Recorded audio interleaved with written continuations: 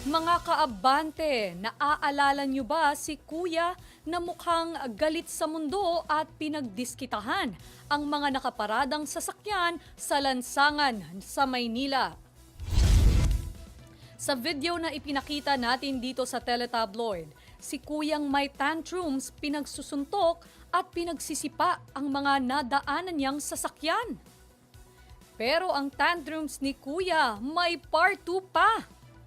Sa panibagong kuha ng CCTV sa pagkakataong ito, may dala namang panghampas si Kuya at pinagpapalo ang mga nakaparadang sasakyan.